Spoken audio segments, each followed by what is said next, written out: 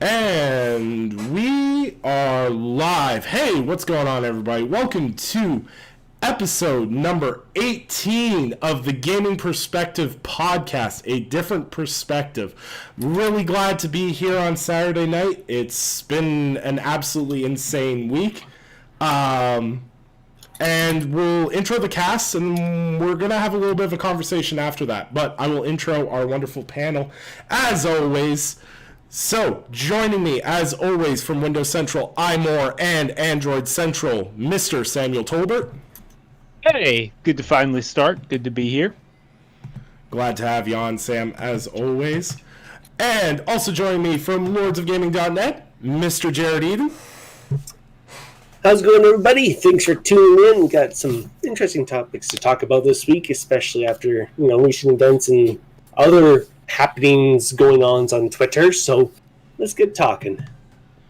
Absolutely. And also joining me from the wonderful world of Florida and the Basement Radio Arcade podcast, Mr. Eric Jackson. Hey, what's going on, everybody? It's good to be here. Can't think of a place I'd actually rather be than talking with my bros about some games and stuff. Absolutely, man. Absolutely. It's been crazy. So we're gonna kick this off differently. Usually we dive right into what we've been playing, but we gotta address the elephant in the room, so to speak. It's been a crazy week and a bit, in terms of what's going on in the world and everything else. Diversity and the talk of what the world we want it to be, to shape up to be, is a constant conversation right now. With the loss of George Floyd and everything that's going on in the world, and with the protests and everything else, I really can't put into words how I feel or what this means.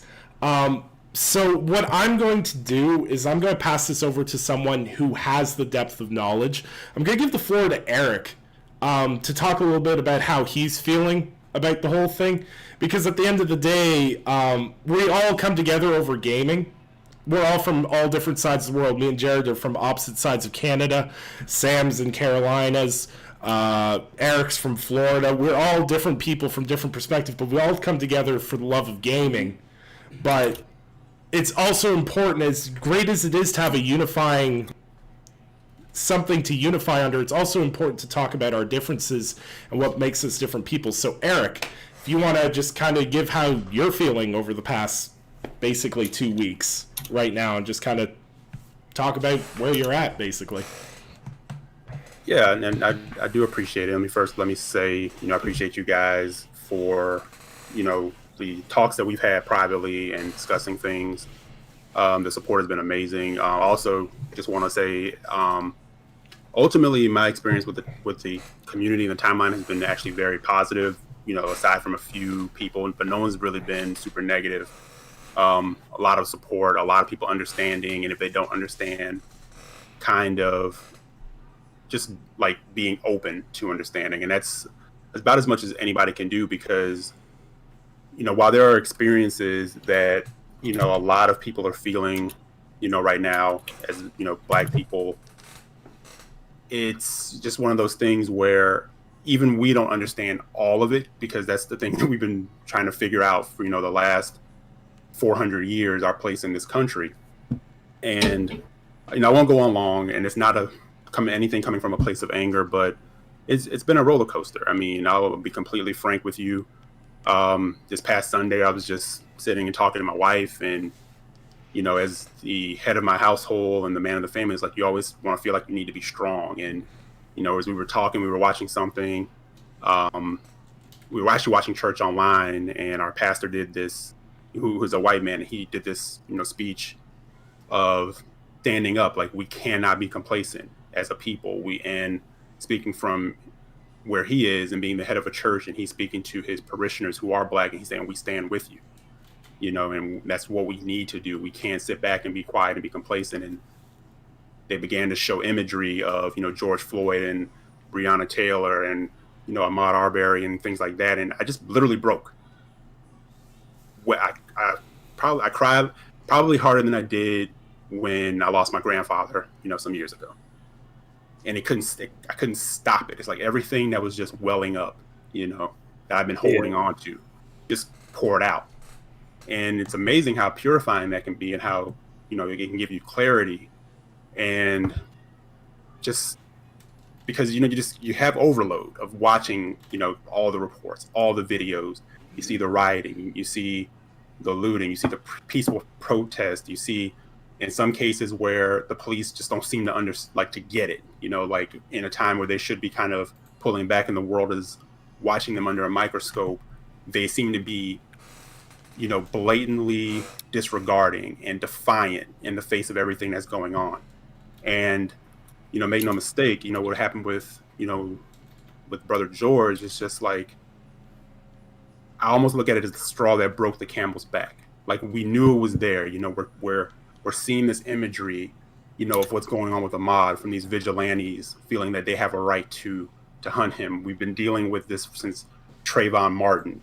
And then you're dealing with all these situations of, Philando Castile, and recently Breonna Taylor being shot and killed in her apartment, and nobody's been, up until recently, had been brought to justice.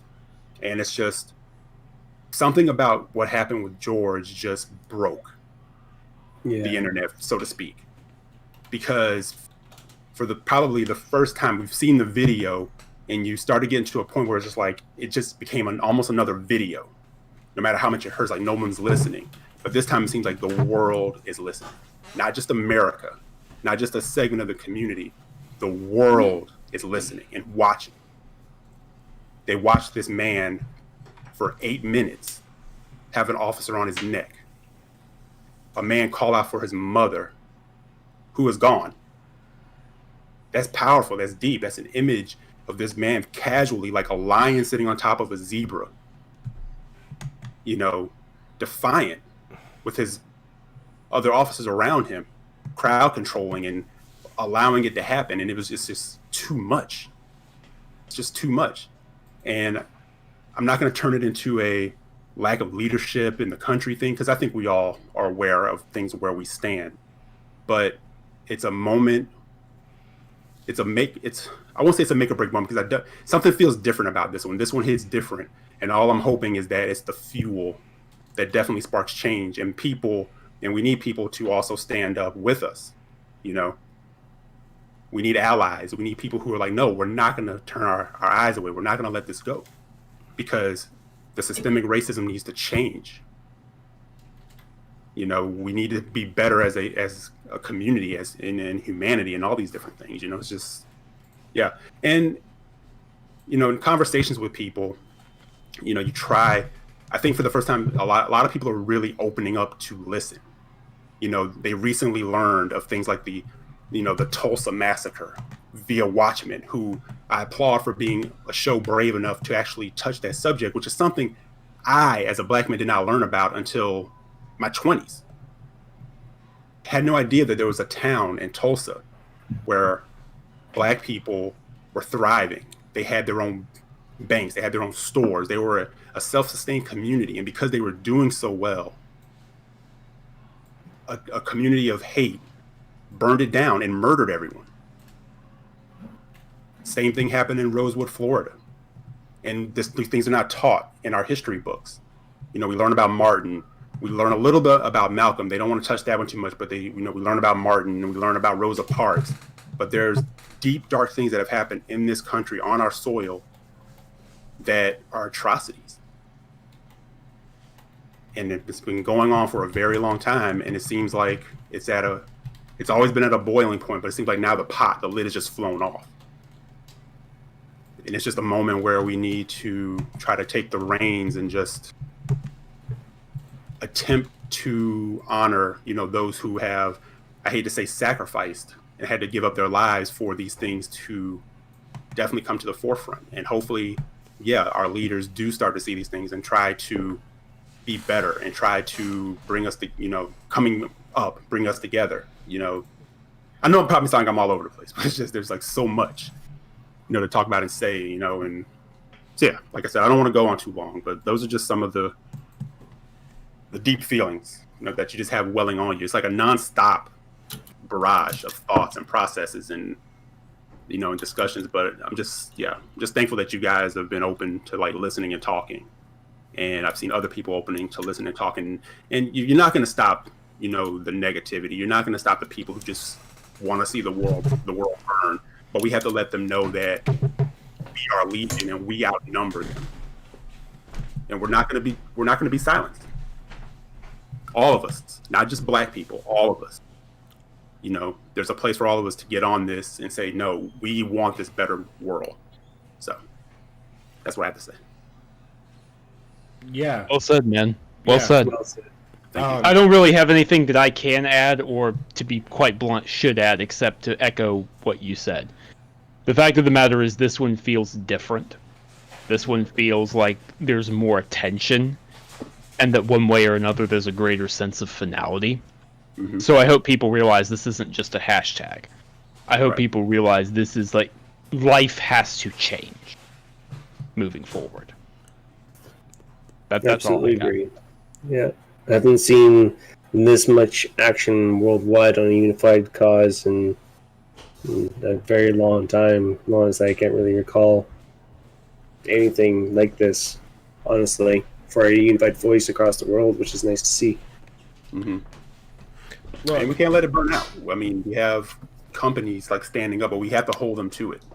Yeah. We can't just like, hey, a few months from now we're back to the status quo, and let's hold them to it.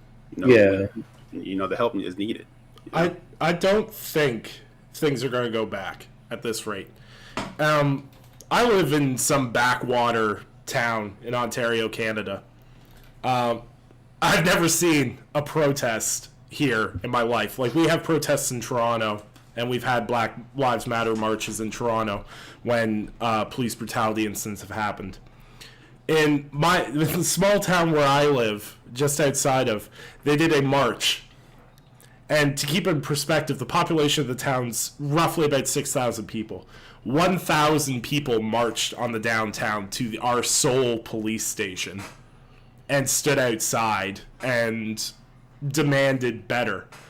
1,000 people in a backwater town that predominantly, when I grew up, it was a very whitewashed environment, but in this march you saw people of all nationalities, all mindsets, all people are at a different point now. People witnessed a murder on camera, and it changed something.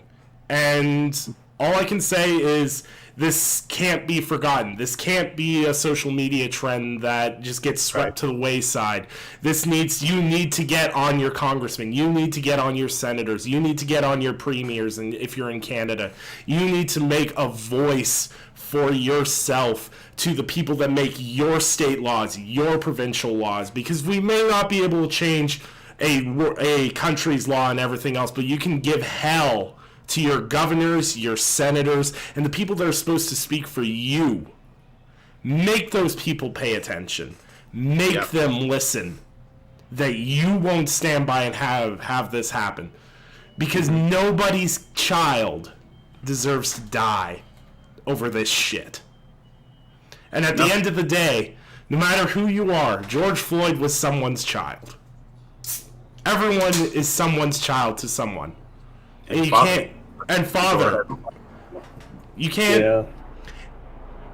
and it's just a loss of life. And like I said, I want to give Eric a platform to talk, because Eric's been a huge part of this podcast for a long time, and honestly just been listening to him over the past few weeks, and I've learned a lot, and I want to continue learning as I go, because I think the only way we can move forward from this is to grow as people. Anyone else have any closing words before we get on to the topics? Nope, that was all well said. Absolutely. I think we said there's always more to talk about. There's always more to say.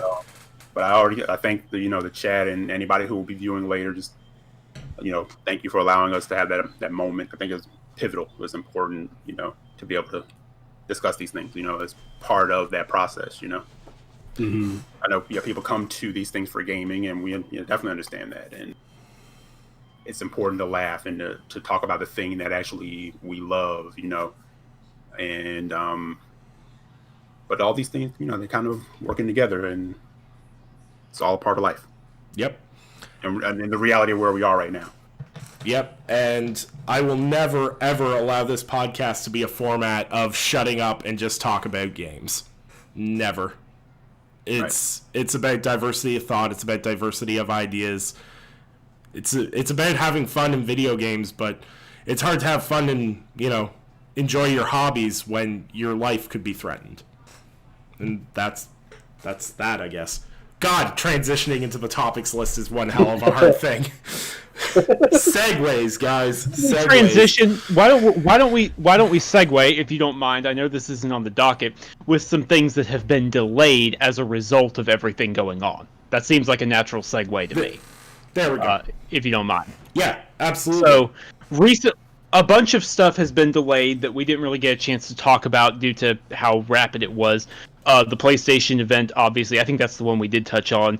And then also EA's event has been bumped from June 11. It's now going to take place on my birthday, June 18th. Thank you, EA, for making sure I have to work then. Appreciated. But it is the right call. I think for all these companies, moving their stuff out of the way was the right call. Last episode, we kind of talked about what we expected to see with Sony, so if you're interested in our thoughts on that, you can go back and check the last episode. But for EA, what do you guys realistically think is going to be there? Sports. I'm kind of hoping that rumored new Star Wars project's there, but rumors, right? It'd be cool. It'd be cool to see something Star Wars related there, because I think after Fallen Order, people are actually kind of more interested in what EA's doing with Star Wars. More importantly, what Respawn's doing with Star Wars, but interested nonetheless. Fallen Order DLC. A Fallen Order expansion. That would be kind of nice, but at the same time, we kind of like them to be like, nah, let's screw the DLC. Let's just focus on the next one and just go, just full bore towards that. Kind of like how Corey's doing with God of War, Mm-hmm. Yeah, Corey owes us two more gates in that map. Oh man, I got that game could go in so many different directions, but we're also getting off track on that one. Don't want to get started.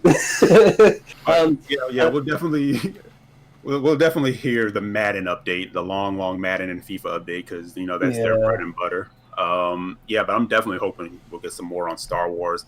For me personally, in particular, not really Battlefront. I don't really necessarily care about that too much, but I know they'll probably be talking about that too, the future of that. I mean, Battlefront could be good. They fixed the second one, so... Well, that's not going to happen because they've said that support for Battlefront 2 has finally ended. Even though it's a great game, they did a great job with it. And then B, on top of that, you had Jason Schreier's whole report about how there was going to be a Battlefront game coming out this year for the console launches, and it got canceled. So that won't be happening. I'm going to crush some dreams right now. I enjoy doing that. It's fun. Can we just talk about the fact that... rumored...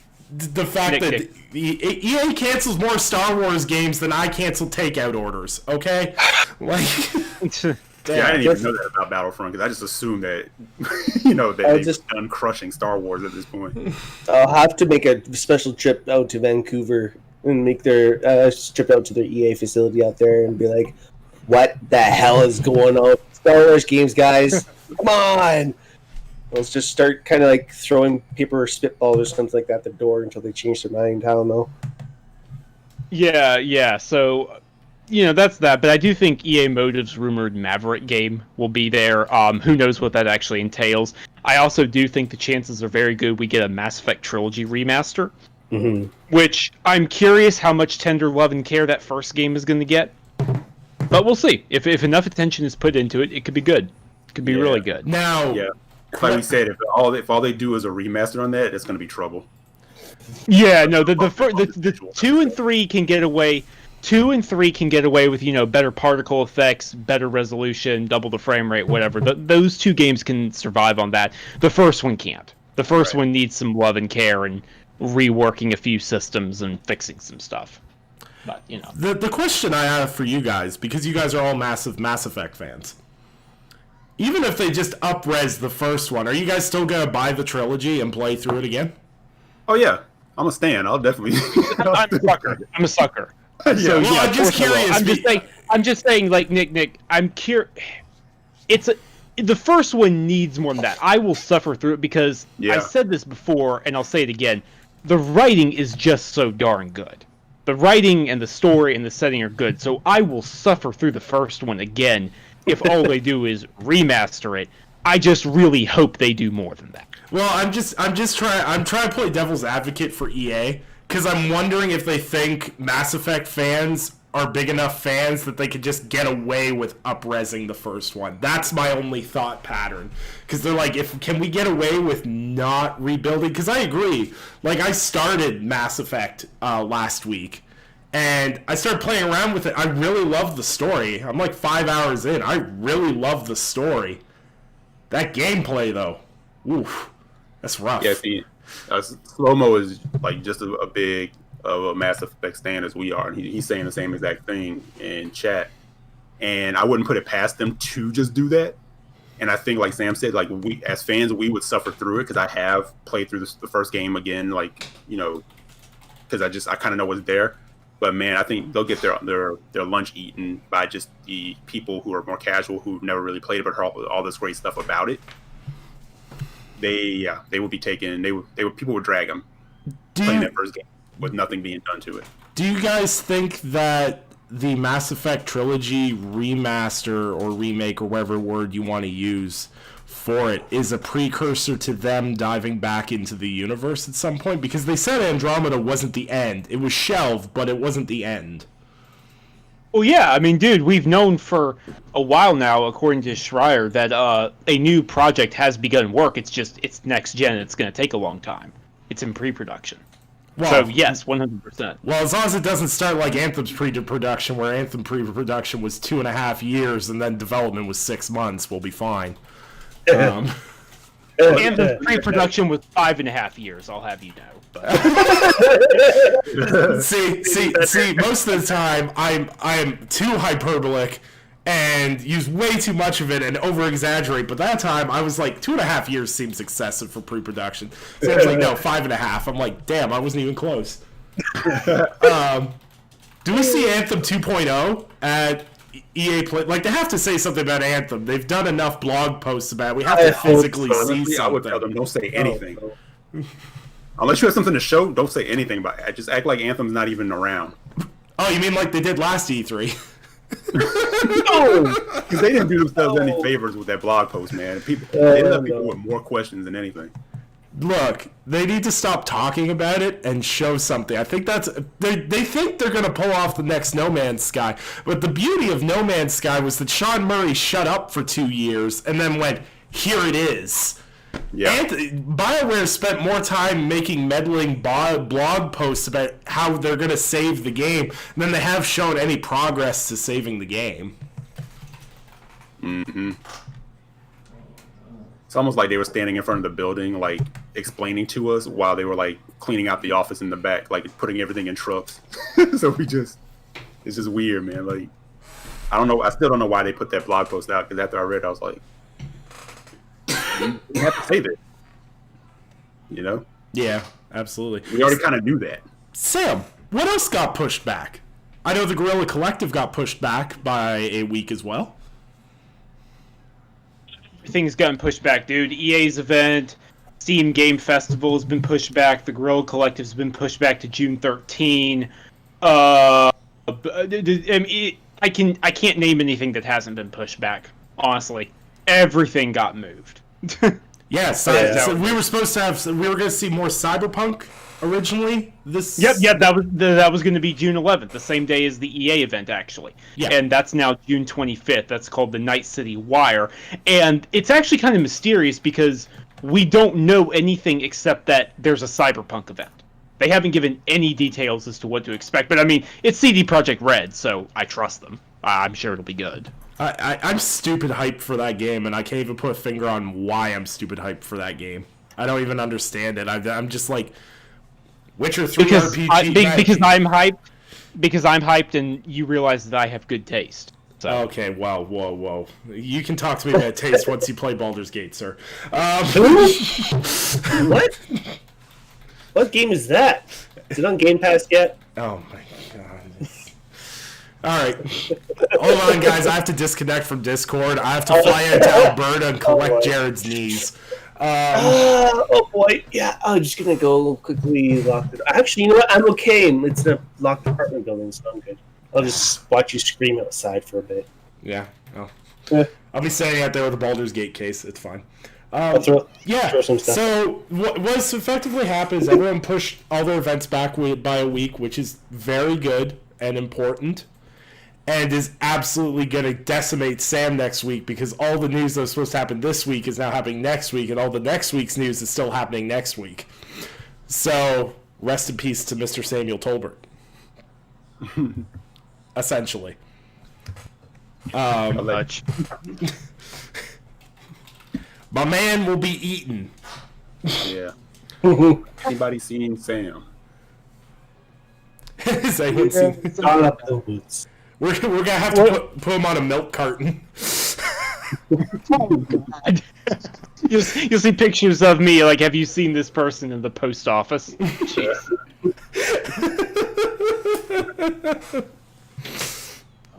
No. All right, so Got on the docket. so we're gonna talk about Amazon's game Crucible, which you probably haven't heard of.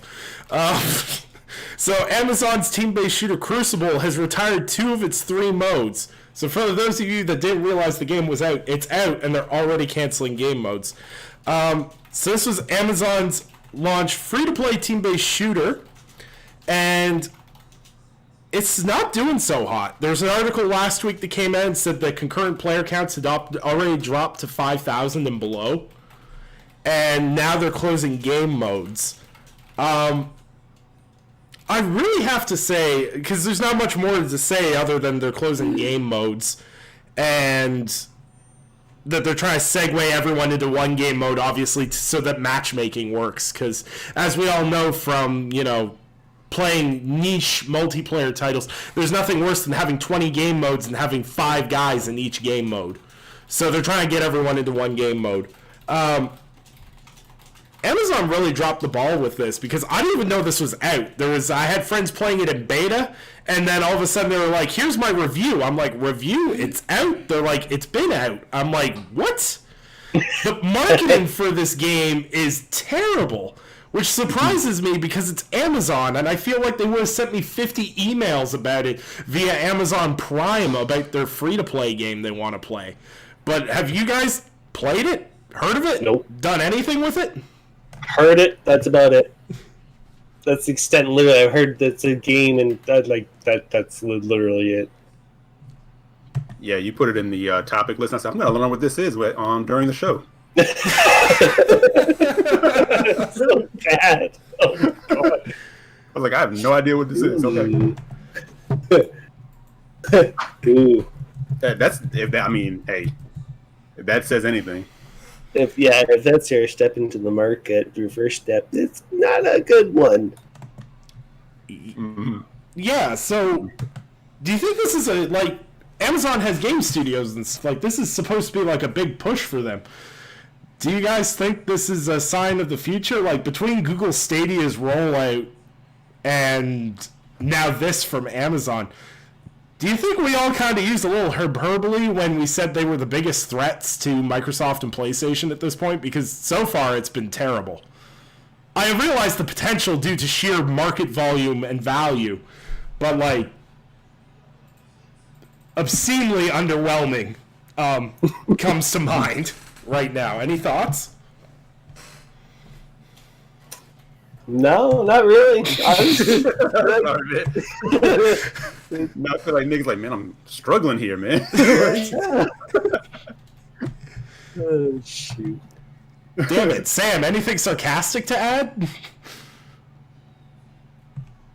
Potential energy is not actual energy, And that goes for roles in the game industry too. Potential threat does not mean actual threat. Amazon and Google remain massive threats because of the amount of money they have to spend. That does not mean they understand how to break into an industry that is very unique and different from everything else on the earth. They can't just put out a mediocre multiplayer game and say, well, why don't you love it? It's the same thing with Stadia. Like, can they still break in? Sure, but it's going to take a lot more than this, and it's going to take actual marketing. And also, it doesn't help the fact that right now, Tencent / Riot Games is out there eating their lunch promoting Valorant right now, which is absolutely huge. Even though it's a very different kind of game, it's still a team shooter. So, that's affecting things as well.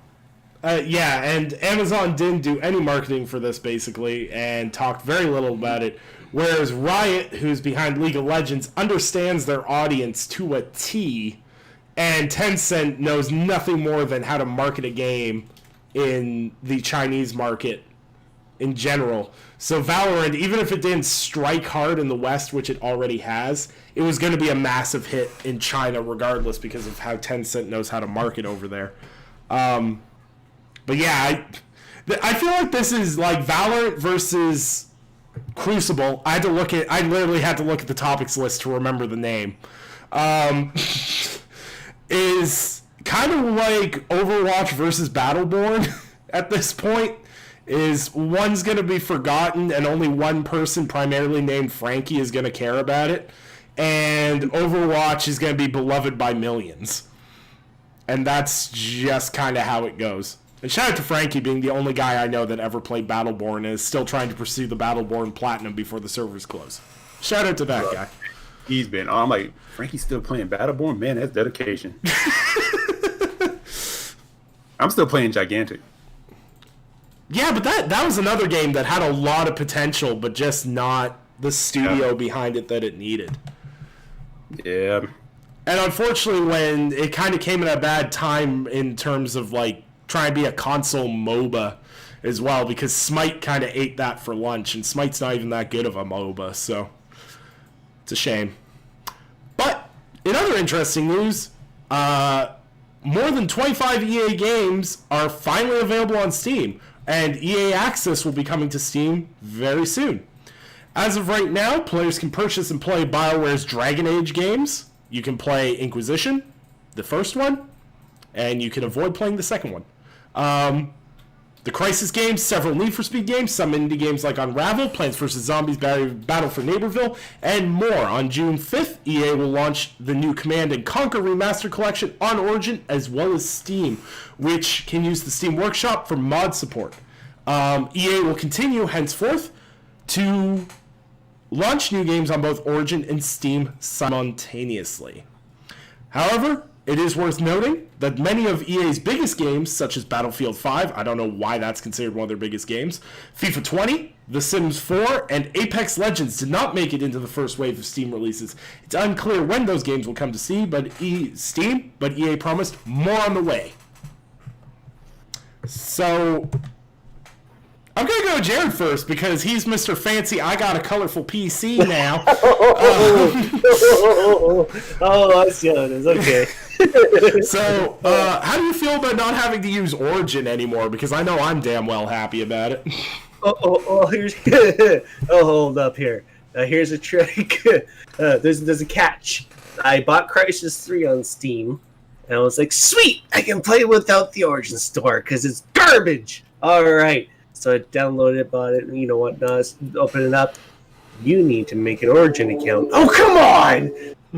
So yeah, you still kind of need an Origin account to still play EA games, I guess, apparently through Steam, which is still a little annoying. You don't have to use Origin Launcher, but I'm really happy they moved their games to Steam in general because, let's be honest, that store was not going anywhere at all. It was just, Epic Store did way better in such a short period of time with way more controversy against it. And, but I guess, hey, EA's going to EA, and this is the result.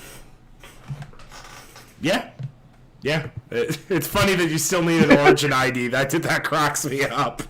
I know, it's like, really? Come on. This is stupid. I find it interesting because EA Access coming to Steam is interesting to me. I want to put this question forward to Sam because logistically I know he'll probably have the answer for me because I'm far too stupid to understand this. So people are going to log into Steam to then log into EA Access to add games from EA Access to their Steam library. That's how that would work, correct? You're overplaying it, but yes. It's Okay. no different than the fact that you have to have an Xbox Live account signing into a Microsoft game Okay. on Steam. Okay. If you play Gears 5 or Ori and the Will of the Wisp or Gears Tactics or whatever on Steam, everything is through Steam, but when you boot up the game, you have to sign into your Xbox Live account as well. It's the same thing here. Everything is through Steam, but you're going to have to sign into your Origin account. Okay, so mainly I'm guessing so that they can track user play base and provide analytics for financials and yada yada yada, user engagement numbers and all Exactly. that. Okay, that makes sense. Yeah, I think it's cool. More games on Steam. I don't know. I just when I want to play computer games, I just install the store and play it and just go about my day. It's not the end of the world. Yeah, well, it seems to be the end of the world. People like they get really upset that they have to when they have to install like a new launcher or something like that. Well, don't tell them I said this, but they tend to be the biggest babies of any crowd. They get very upset when things aren't on dramatic. Steam, so. No, my favorite one is don't download the free games from Epic because it screws over Epic. I'm like, what? Pardon? Like, scared, by the way, that every time a game has been free for like a very brief period of time, sales then skyrocket afterward. So just Yeah, but vocal minorities, folks. Always keep that in mind. The people who are vocal on Twitter about something are not necessarily the majority. Just Yeah. keep that in mind. And what an angry YouTuber who spits into his microphone tells you about how consumerism works probably isn't correct. You should probably do some Googling yourself and save yourself a headache. But moving on to very interesting things. So, we all know good old Bobby Kotick. Everyone knows Bobby Kotick from Activision Blizzard. You know, the guy who, referred to employees as disposable after he laid off a bunch of them. Yeah.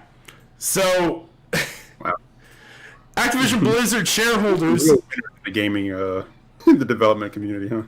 Bobby Kotick is probably one of the most dunked on people besides Randy Pitchford in terms of, for my game developer, people I follow.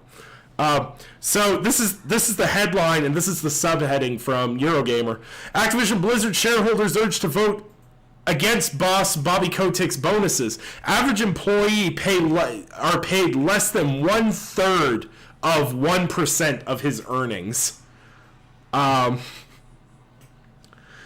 So, to briefly sum this up, Kotick has earned almost $100 million at Activision since 2016. In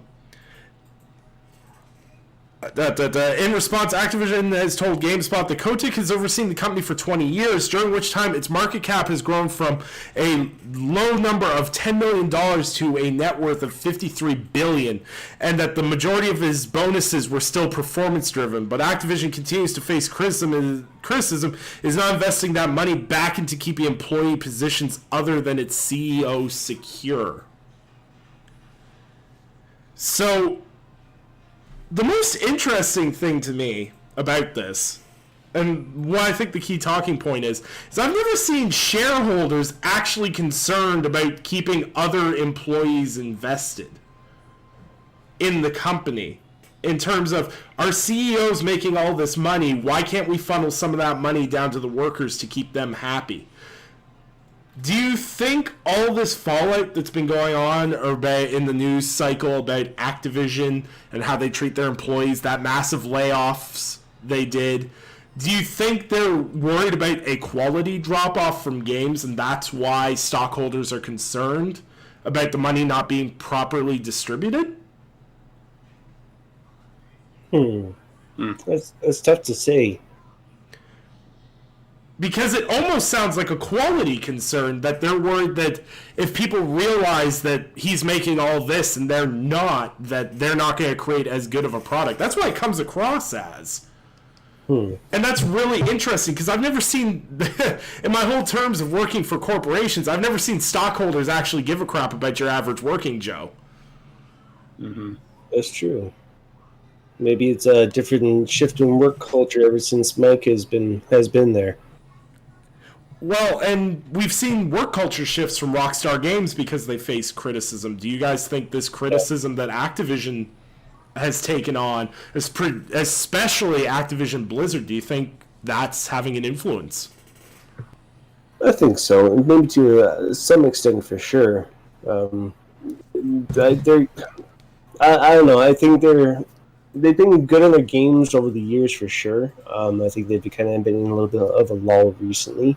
And I'll be honest, if they really want that money going to workers that are actually putting in the work and not towards someone who might not really be doing a whole lot right now, then I see it as a bit of a valid concern. And if he's really not, providing a proper way to produce quality games or to help that company, Blizzard itself, move forward and sustain its high stance and quality of game development, then what use is he being there, sort of thing, right? Where that money could be allocated somewhere else to improve development on other things.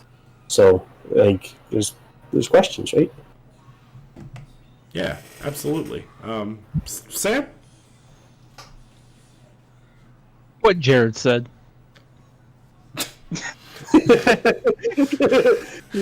Yes! I said something smart! I'm kind of being sarcastic, but at the same time, I'm not being sarcastic. Like, I don't actually have anything else to add to this particular topic. I think Jared covered it very, very well. Yeah, I mean, this is actually one I've got nothing. Sorry, I don't have anything on this one. Well, damn. Okay. My bad. Sorta, not really, but...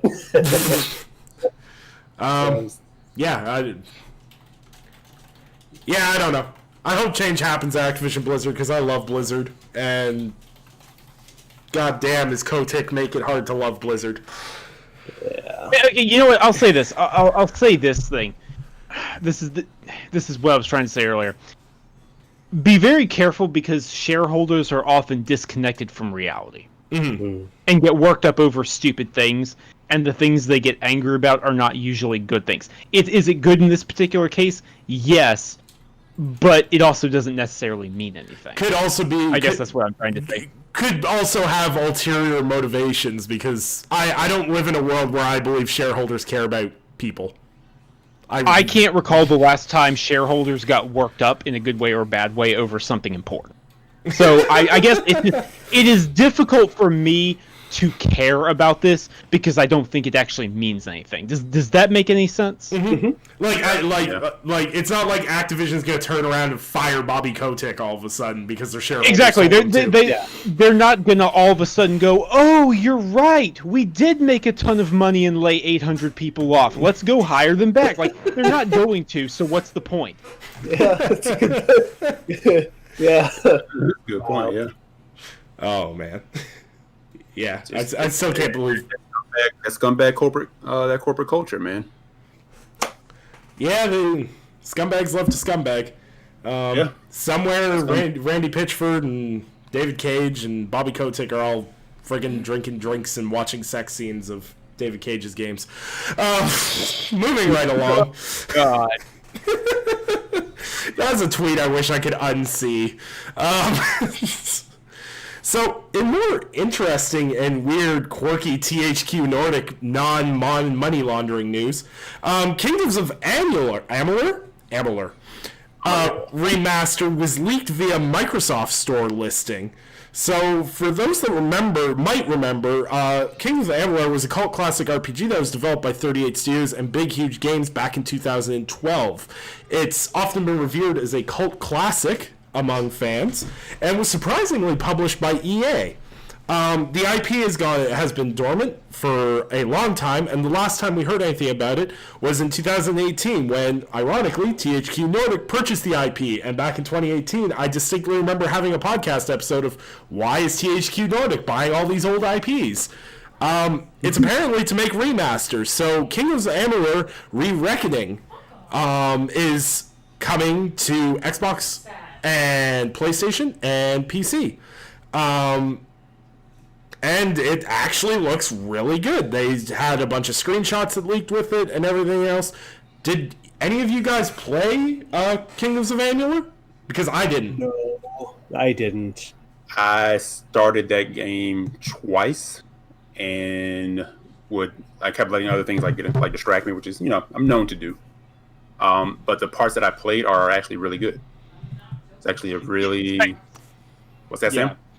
I just said same as you. Like I started it, but I didn't make as much progress as I would have liked. But I started, and what I played, I really enjoyed. It seemed really interesting. I liked the whole create your own class, deny fate type thing they had going on. So yeah, I'll dive in on a remaster.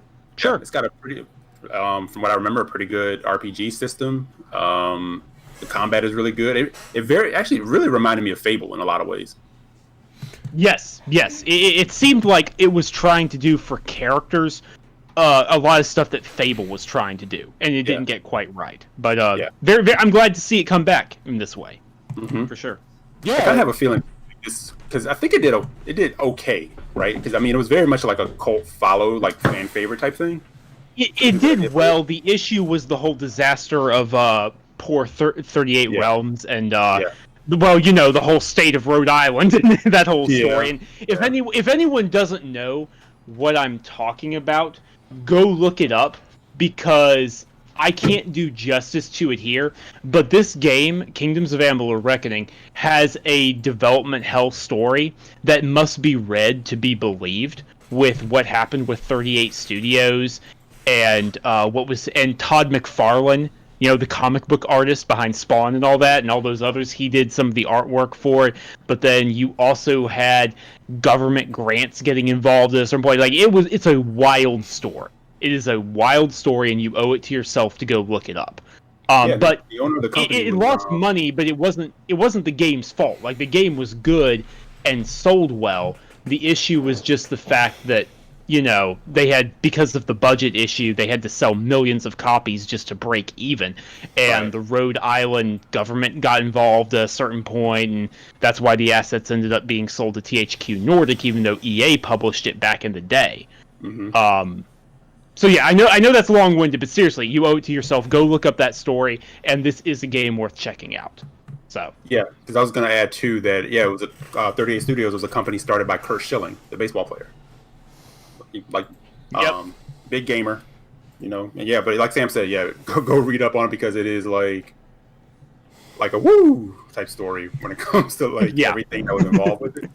And actually, because of all that, it actually is amazing that they just kind of dropped. We knew that THQ Nordic had it, but just to see it kind of stealth drop like that, and I was like, I never thought this game would, kind of see that light of day as a remaster because it was so caught up, Yeah. But yeah, and I kind of have that feeling that this could be one of those times where it catches a bigger audience because people do seem a bit starved for a good RPG, and if they definitely handle the remastering of it right, because it was a pretty game, it wasn't a bad looking game, it didn't control horribly, so I'm sure. And the screenshots. If anyone's seen the screenshots of the remaster look really good.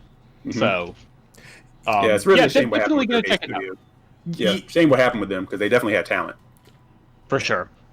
It blew my mind because while I was writing it up, I knew basically nothing about this game. So while I was writing up the news, I was looking at it, and in the description, it's from the best-selling author R.A. Salvatore, Spawn creator Todd McFarlane, Elder Scrolls 4 Oblivion lead designer Ken Rolston. I'm like, okay, you're speaking my language so far. And then they're like, dude, that's scratching the surface. That doesn't even tell the full story. And then I started looking into it, and I was like, Curt Schilling's the baseball player. I'm like, what the hell? I spent an hour after publishing the story reading the history of this game, and seriously, like Sam said, read it. It's wild.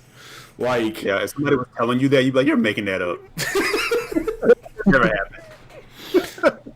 Like it's crazy, and I'm excited to see it. And like, you know what? Everyone's like, you know, rides THQ Nordic. They're doing the AA thing, and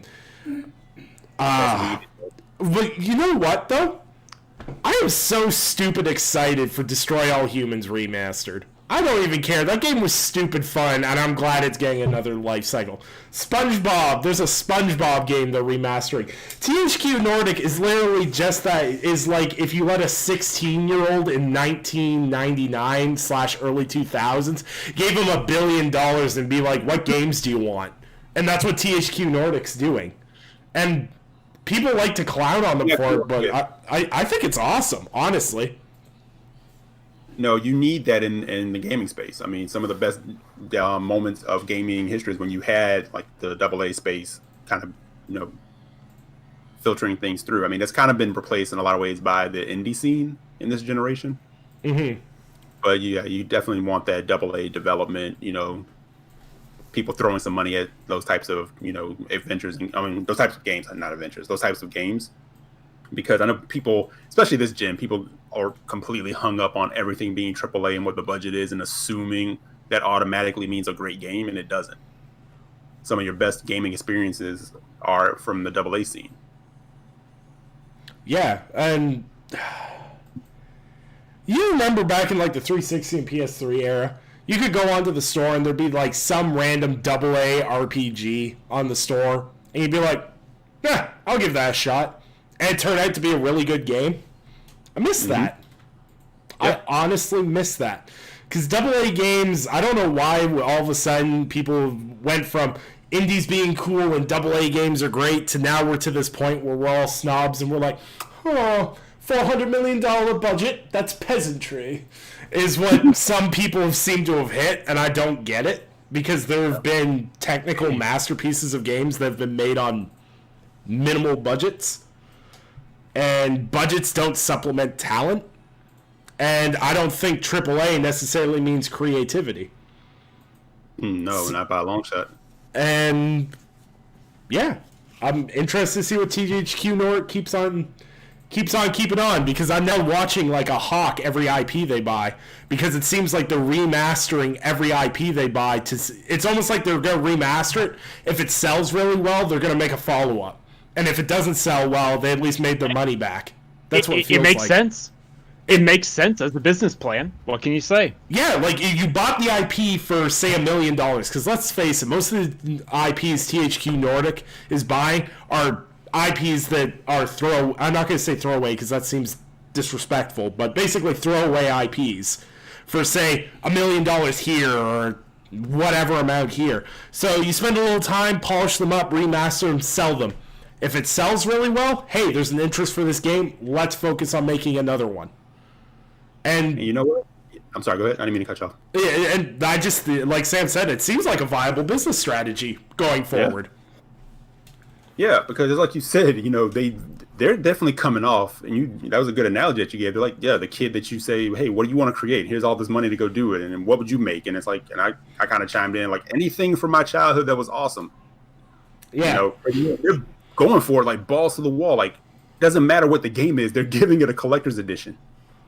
And a statue, and it's like, who are these people? Who is their statue guy? That's what I want to know, because someone had to do SpongeBob, Trouble in Bikini Bottom, or wherever that is, had to do a collector's edition statue. They have to have one hell of a statue company working with them. Not even that. They're not even like, okay, yeah, here's the collector's edition. They're like, and here's the mega, we're going balls deep collector's edition, $400. I'm like, what? I'm like, Destroy All Humans has a $300 collector's edition, and they go nuts when it comes to Darksiders. They're like, this is $800. Man, someone said they should buy the Scarface. If they bought the Scarface, if anyone remembers from, I think it's the PS2, the Scarface license game. Someone said, I was reading in a Reddit thread, they're like, if THQ Nordic bought that IP, you'd get an actual brick of cocaine with your collector's edition. And I honestly can't say they're wrong. Right. Yeah, Forte bought the Darksiders collector's edition with all the figures and stuff in it. He said it's worth about $800 now. Whew. Yeah. I remember my EB Games had one, and that box was massive. Like I saw a dude buy it, and he couldn't even fit it like in his car properly. It was huge. He's on a bike. You're like, how you getting that home, bud? Bungee cords, bro. Bungee cords. So, we have something to get excited about, guys.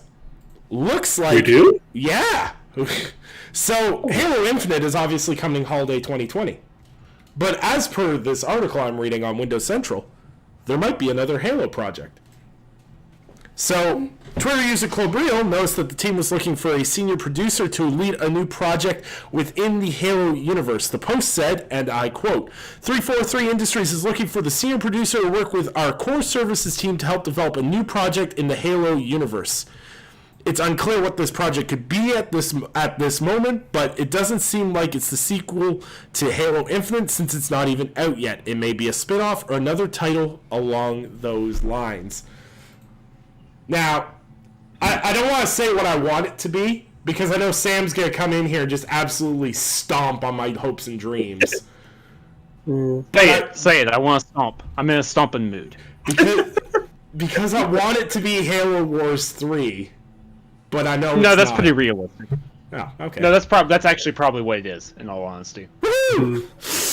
That was my thought too. It was like probably Halo Wars 3, but I could dream for something else because there's really so many directions the franchising universe can go in for game types. So. Now, I still want to put on the table that a first-person Halo game where you play a Marine in a flood ship similar to Dead Space would be bomb. Yeah. I still want a solo Spartan rogue op. Oh. Yes. Like a Halo Splinter Cell. Yes, we talked about this. Yeah, I would be fine with that. And I'd be fine. I've said again, a Halo RPG in the vein of Mass Effect. Hey, I'll take that too.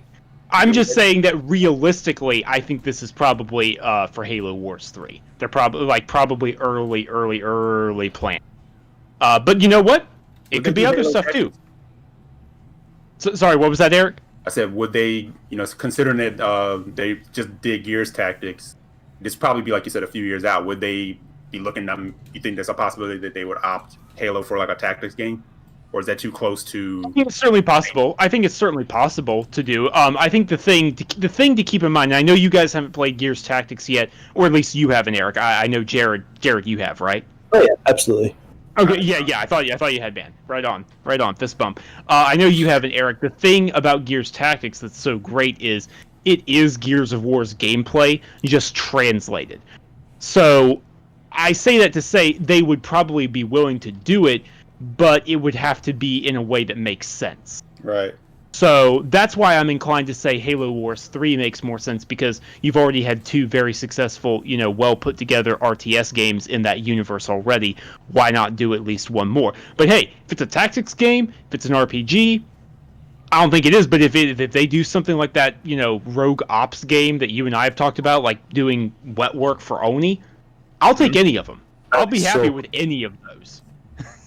Yeah, that'd be really cool. Even like Sorry? Did we ever tell you our discussions about that? I don't think so, but like, Yeah, man, we'll have to get into that, man, because it just over the years though, there's so many times I've thought of like different games that Halo universe could go in. And I've also always wanted, like myself personally, a Halo horror game in some sort of fashion, kind of like how Nick mentioned, sort of thing, like a Marine on the Halo flagship, or it's like Reach, the Battle of Reach sort of thing. You're a civilian and the Covenant are just invading, but there's no Spartans, there's no military around you. You gotta try and escape, and all these random aliens that are invading your town, and it's more like the gameplay is definitely more horror-esque. It's not action adventure sort of thing. Like you have to really play it careful because you're just a regular person. You're not a warrior or Spartan, right? Mm-hmm. So yeah, there's it's exciting to think about. Sure. Yeah. Like literally when people are like, Microsoft is investing in spinning off their classic IPs. I'm like, do it, anything. I'll take it. I want it. Unless it's Halo the point and click adventure. Oh, trading card game. Okay, yeah, sorry, card Either game. one, we can eat right out of here right now. I think Valve has cornered the market on spinning off all their successful games into trading card games, though. Or not successfully. I don't know how you'd want to phrase that. But It's gonna be like regardless, Spartan unicorn dress up. Oh no. I'm It's gonna happy. be Sarah Game of the Year. Bro, no. I promise you No. right now, man, Sarah Spartan would completely be pink with glitter and a unicorn horn on the top. Man, I'm looking at the Doom. I'm looking at all these Doom Eternal skins that they've been coming out with as part of the season packs and the Amazon Prime stuff. And I'm just like, man, I hope they do some of this stuff for Master Chief because I would totally rock some of these skins with Master Oh, Chief. you know, I meant to show her a picture of Doomslayer with a unicorn get up. I forgot to show it to you. I'm like, because I downloaded it from Twitch, and I'm like, I gotta show this to her, man. I don't think I would let her play that game, but yeah, like, what is that? Yeah, like I don't know. Like I wouldn't mind like Halo. One thing I want from Halo Infinite is they've always like Halo Reach had amazing armor unlock system, where as you progress through the ranks, you unlock different armor, and there's some really cool stuff when you got down to the nitty gritty. But I wouldn't mind in Halo multiplayer if they got a little goofy with it in terms of cosmetics. Would not complain at all if they got goofy with it.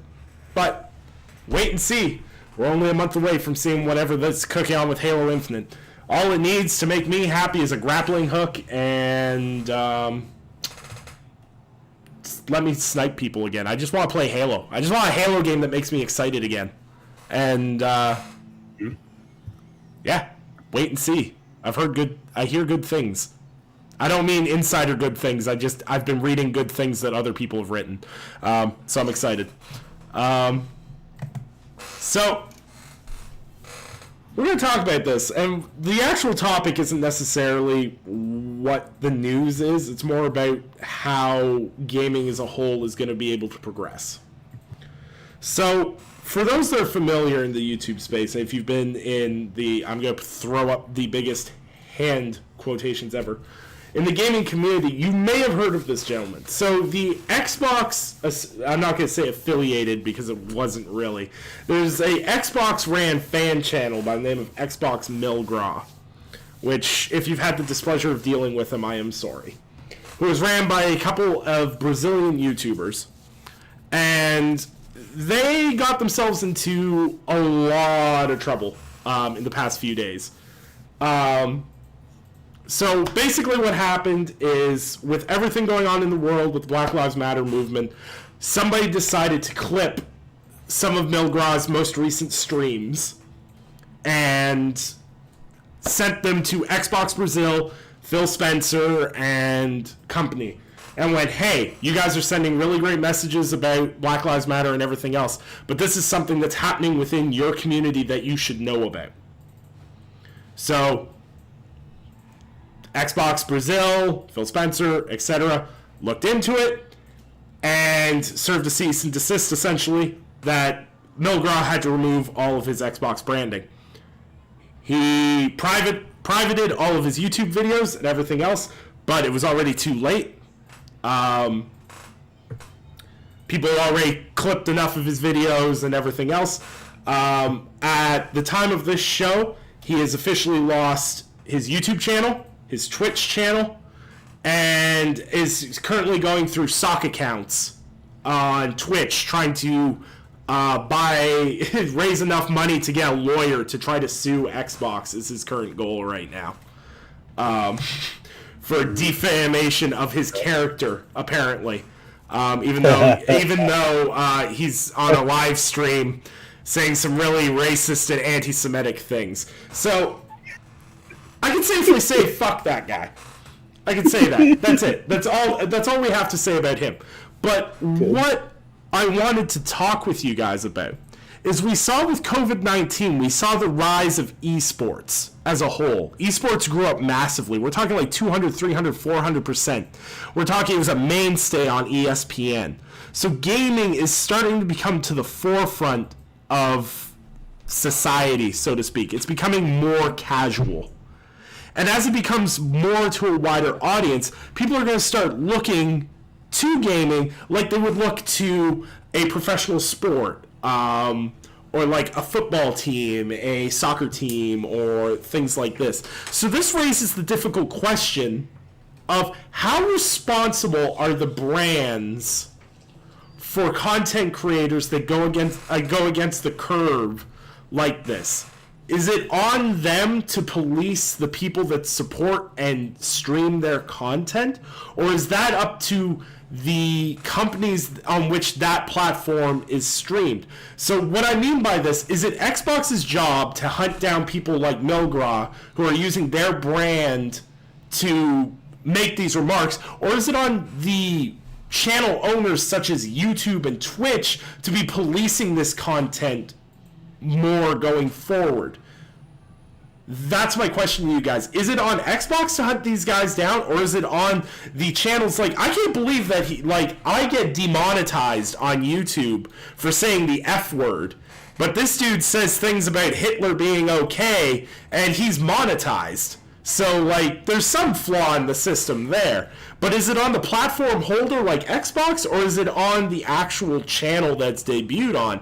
Is it their responsibility, especially with going into gaming being a more professional platform, with Twitch being such a primary delivery system of this content?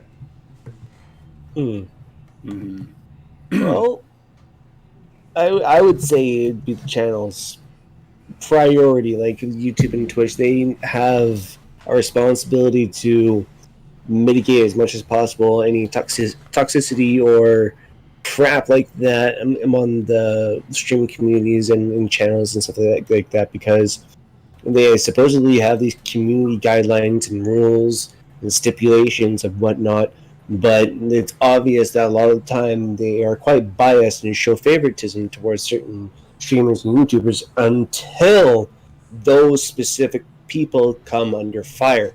And it's very hypocritical, and it really pisses me off, but it is their responsibility to look after as much as possible and get rid of all the hate and toxicity that is heavily prevalent in basically all streaming platforms to this day. And it's I really think they've done a horrible job, and they really need to do better. Also, to some extent, maybe these companies like Xbox and PlayStation, if they are aware of someone that is like that, then they should definitely take action. If they're not aware, they don't know, if they're not actively seeking it out, okay, well, that's on them, because in the end, it's the platform's responsibility to, look after their people. But I would still also like to see maybe the companies take a little bit more action, like Xbox has this time, to help reinforce taking his content down. Mm-hmm. Yeah, I'll piggyback off of that and co-sign. I think ultimately it is definitely the platform's responsibility, because I think that's where a lot of the reporting starts first, and a lot of the platforms have been tone deaf when it comes to people reporting these things. We've seen numerous times from like Twitch, YouTube, whatever the case may be, where one of their more prominent Twitch streamers or one of their popular content creators says something, and it's just like a slap on the wrist because they're too valuable. But like like you said, someone on a lower level says something, gets reported, or may not even get reported, but they say something, they get demonetized, they get banned, they get whatever the case may be. And there's definitely like a double standard there. I think part of responsibility could be on the company, if people are actually letting them know. And I think kudos to Xbox for jumping right in and be like, no, especially in a time like this where the climate is so high. But if people are reporting to them as well and saying, hey, this is going on, or this thing is happening, then yeah, I think they should step into. Of course, it's hard to police everything that's going on, but if you're legitimately getting reports from people saying these people are doing this, doesn't matter if it's like months of reporting. If someone's saying, hey, you should definitely be checking this out, they should be doing that. But I definitely think it starts with the platforms, and the platforms have to do better in that regard. Absolutely. Sam?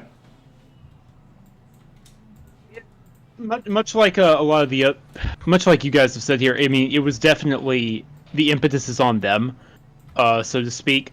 However, I do think at the same time you have to understand that they can't just act immediately. Like, it takes time for them to, gather reports. It can't just be used maliciously. People can't just report someone that they don't like or whatever. Obviously, that was not the case with this account.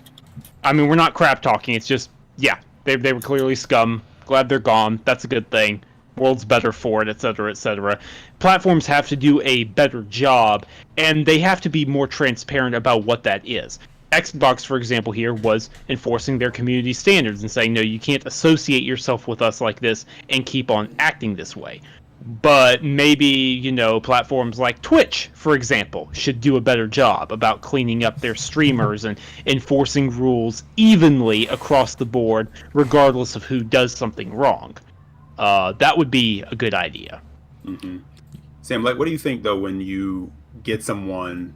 We've seen it time and again when someone says something on stream or they do something on stream and it's there, it's on video and everyone is trending.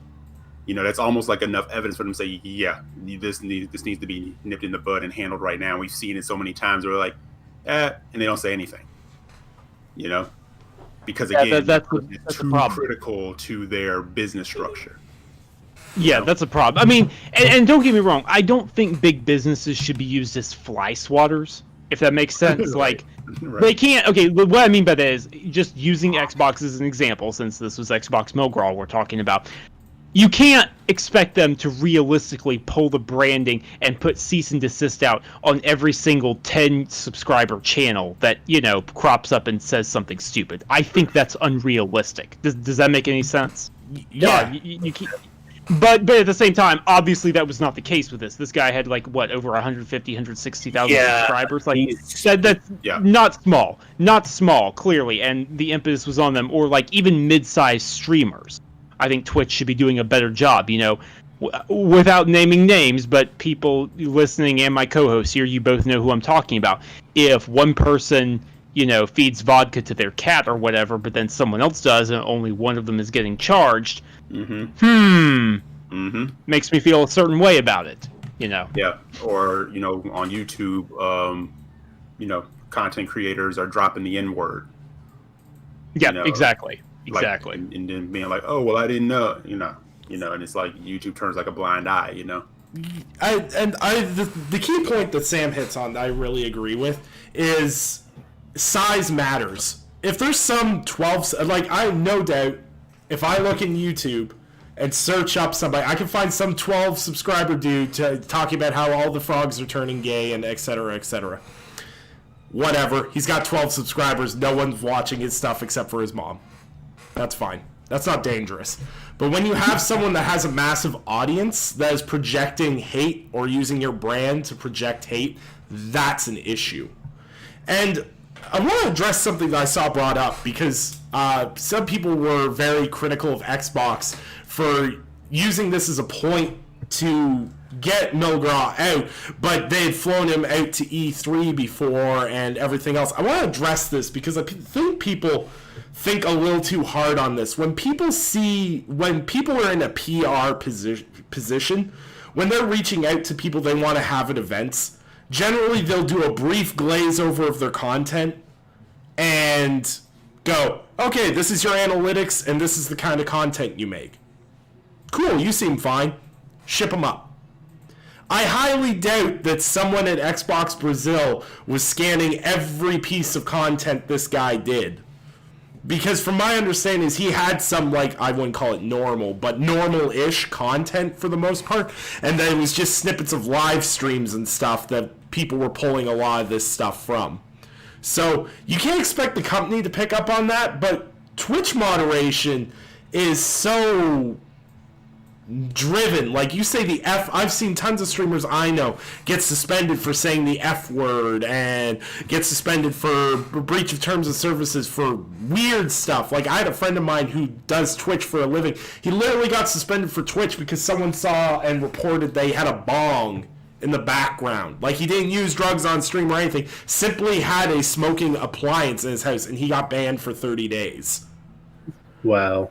But somehow this guy with a bunch of subs and followers and everything else can spout off all this anti-Semitic crap and everything else and just completely fly under the radar with it. I just don't believe it.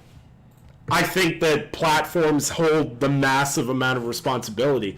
Like, I don't expect Xbox or PlayStation or Nintendo to hunt down every person that creates content. Like, look at all the people we interact with on Twitter that make content. Like, do you think Xbox, PlayStation, Nintendo's gonna hire a guy to make sure they're not being slandered on social media? Or their branding's not being used to weaponize something? Like, that's not their responsibility. It's the platform holder that allows you to make content's responsibility to hold you accountable for the content you make. And I think ultimately that's where the fault is. It's like YouTube keeps drawing this line in the sand with creators, but it's never the line where it needs to be. They sit there and go, racist and offensive content has no place on our platform. Yet one of the largest subscribed channels on their platform has done racist and offensive content. You can't draw the line there and then not follow the line. And I think that's the biggest message that we can draw from this. And it falls back into what we're going through now. We have all these corporate messages. Like, a perfect example is Infinity Ward saying they're going to now crack down on racist usernames and et cetera, et cetera. Why the hell weren't you doing that 10 years ago? Why was Hitler Pwn's Noobs allowed to be a username in your... as a loggable Activision name? Oh, he used zeros instead of O's, so he got around the censor system. What? Like, it's great to see platforms take actions now. And there's some platforms where I'm like, this makes sense that you're doing this now. It's something you may not have been paying attention to. But for a lot of this, it's stupid, obvious stuff. And I think as gaming goes to a mainstream audience, like, my mom went out and bought an Xbox One. She's playing video games now. I hope to God she never goes on Xbox Live. I hope to God. Actually, it's not as bad as it used to be. Like, Xbox 360 and PS3 era were, like, mint-level toxicity. Yeah. But... and OG, and that was like the Wild West. Like, and here's the thing. There is a very thin line between someone saying something that's a joke and something that can be blatantly offensive. You have to find the line for that. But unfortunately, there's some things that aren't joke-worthy. And as a content creator, you have to find that line. It's a balancing act. I've said some stuff on this show before where we've closed the show and the guys go, Nicholas, you said what? And I go, okay, yeah, I gotta own that. And sometimes, a joke doesn't land, it comes off bad. But the thing is there's just straight up things you should not get away with on a platform. And if we want gaming to go to the masses, we can't have some 12-year-old screaming the N-word in Fortnite endlessly. Mm-hmm. We can't have people losing Evo matches and yelling racial slurs at the person they lost to. We can't have that, because can you imagine if that happened in professional sports? You imagine if someone went up to, say, LeBron James after losing a game and then said a racial slur to him? Do you imagine the fallout from that? But in the gaming space, it happens all the time.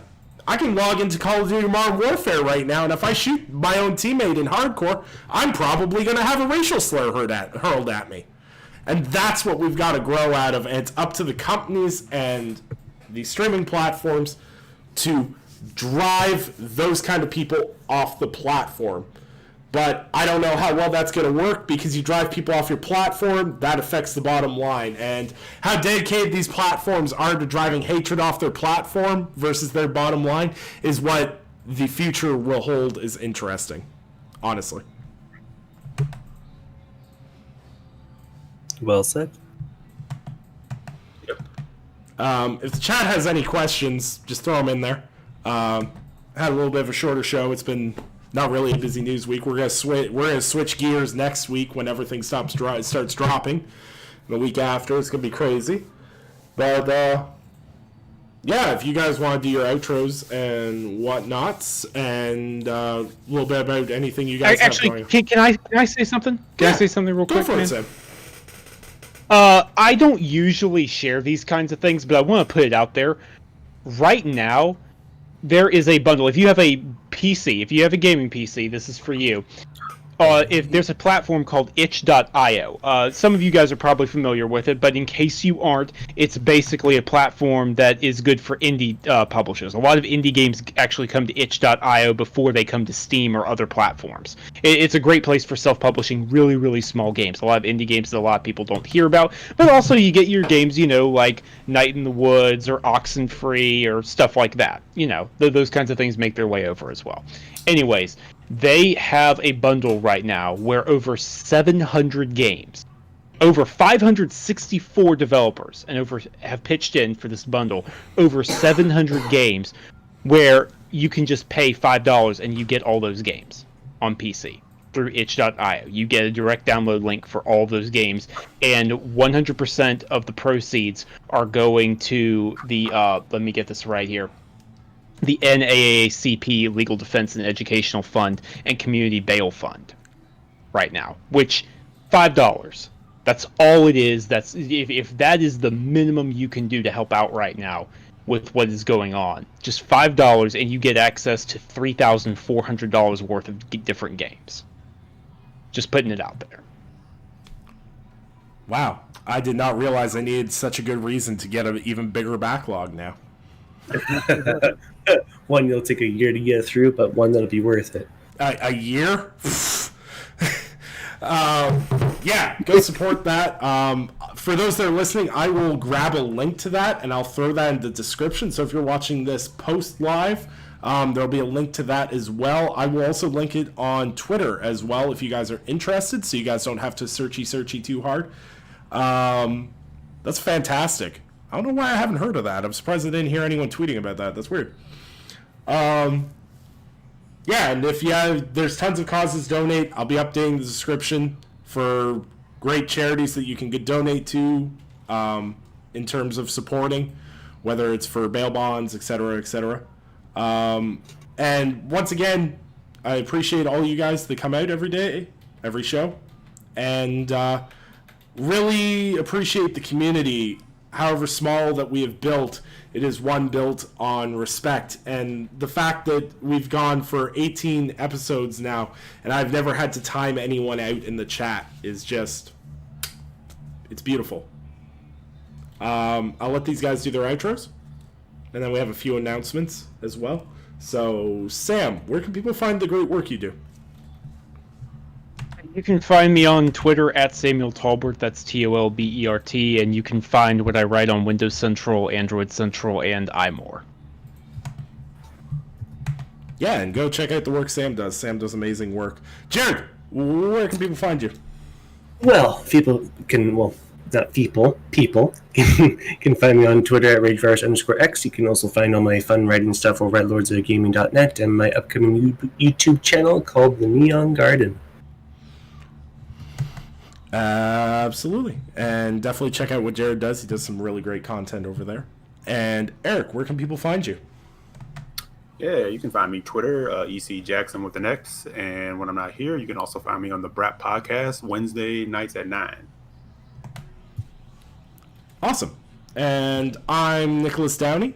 You can find me on Twitter at Undead3XVI. Send me all your hate mail. I love it. And you can find all my written work at lordsofgaming.net. I have a Last of Us retrospective article I'm working on currently. That'll be pretty cool. And talking about why The Last of Us Part 2 will be so important to the series. So, yeah, I'm writing about Naughty Dog stuff. So, that's interesting. I'm going to be working on a little something with Eric in the next week or two. I've been playing through Prey. Eric played through Prey as well. Yeah. We're going to sit down. We're going to talk about it. I'm going to rope in our resident Prey nerd and arcane wizard himself, Sam, we're going to talk and compare how Prey felt for me and Eric, because we played it in 2020, and Sam, who played it at launch. So we're going to have a little conversation about the game, its design, and it's going to be a full-fledged mini episode based primarily around Prey. And also, what's that, sorry? I say because we think it deserves it. Oh, it does. More people need to talk about this game and play it. It's cheap. I think it's even on sale right now. For damn sake. Yeah. They always Really? are, though. Yeah. And if you really want a DRM free on PC too, just go to GOG as well because it's on sale for like $23 or something like that Canadian. So, yeah, go snag it. And also, just to show the Arcane love due to Arcane 20th anniversary, just so you guys know, if you go on Xbox Live, I think this sale might be on PlayStation as well. I'm not sure about prices being the same or if it's on sale, but the entire Dishonored collection is on sale right now for like $40 Canadian. So you can get all this Dishonored games, the first one remastered, Dishonored 2, and Death of the Outsider, all in one bundle for like $40. Do it. And we got some other content that'll be dropping this week. I'm going to be doing a video on Max Payne and why I think it's such a formative game of what was to come from Remedy. So I hope you guys will tune in for that. We're going to start diving in more into just more than just podcasts and talking specifically about specific games, because so much of the YouTube space is dominated by the news cycle, where I think there's a lot of space for talks about games, whether they're old games, new games, or etc. And I'll be roping these guys in to help out with those. I've got something special planned for Jared, but he doesn't know about it yet. Uh-oh. Oh, no. It's got to be Anthem or Destiny related or something like that. No, I'd never do that to you. I'd have to play Anthem to talk about it. That's never going to happen. All right, yeah. Touche. Okay, Touche. But we've got some cool stuff coming up. I appreciate all the support. The channel is currently at 63 subscribers. I'm super proud of that. We are 37 away from 100. Appreciate all you guys that come in every week and listen to us talk about video games and the industry, and listen to Sam stomp on my hopes and dreams for every game that I try to wish into existence.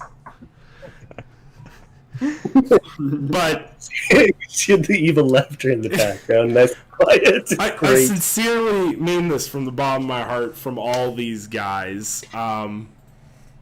Be well, be good, and eat tacos with real taco sauce. Have a great night, everybody. Real taco sauce.